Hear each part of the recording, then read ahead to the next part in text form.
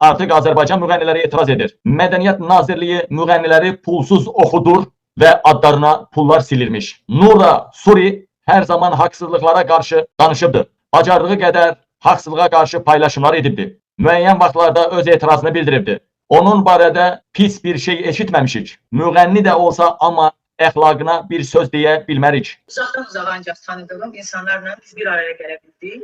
Ayrı-ayrılıqda hərəmizin öz mübarizəsi olmuşdu indiyə kimi.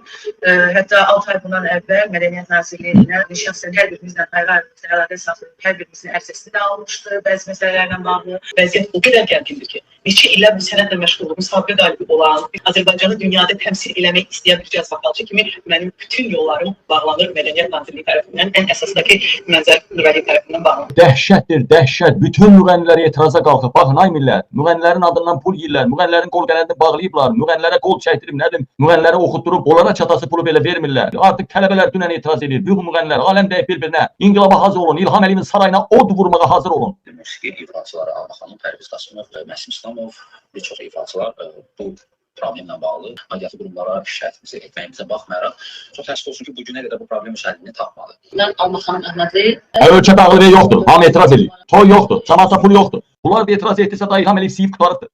Şikayətimin mənsi Mədəniyyət Nazirliyinin işçisi Mənzər Nurəliyeva haqqındadır. Uzun müddətdir həm mənimlə, həm də digər sənət nümayəndələrindən bağlı müəyyən tələbləri olub bu insanın. Sənət adamlarına qeyri-etik davranışları var. İllərdir bu davam edir. Onları alçaldırmışcasına tədbirlərdə davranışları var. Mən özüm də bunun şahidiyəm. Qeyri-etik davranışları var və vəzifə səlahiyyətlərindən sui-istifadə edir. Mən və bir çox sənətçilərin dövlət tədbirlərində iştirakına mane olur. Siyahlardan adımızı sildirir və bu siyahlarda onun öz yaxınlıq etdiyi, öz dostları, rəfiqələri bu siyahılarda daima yer alır. Adil Kərimlidir Mədəniyyət Naziri. Üzünə baxanda adama oxşuyur, amma içi poxdur pox. Mənzərin mıtığını yalayır. Bayaqdan mədəniyyət işçiləri bu Mədəniyyət Nazirinin mavini bundan danışırlar, bu Mənzərdən. Mənzər Nazirin ağzına verir. Mənzər kimin ağzına verə-verə o vəzifəyə gəlibdir, onu da sizə deyirəm. Mənzəri uşaqlıqdan, bakirə vaxtdan 20 ildən çoxdur Mənzəri saxlayan, arvadı kimi saxlayan, onun gündəyməz yerini yalayan Hafiz Paşayev. Mənzəri həmin vəzifəyə Mədəniyyət Nazirinin mavini vəzifəsinə təyin etdirən, Mənzərlə 69 yatan Mehribanın əmisi Hafiz Paşayevdir. Mənzər mədəniyyət işçilərini əzməkdən, divan tutmaqdan gücünü bax bundan alır.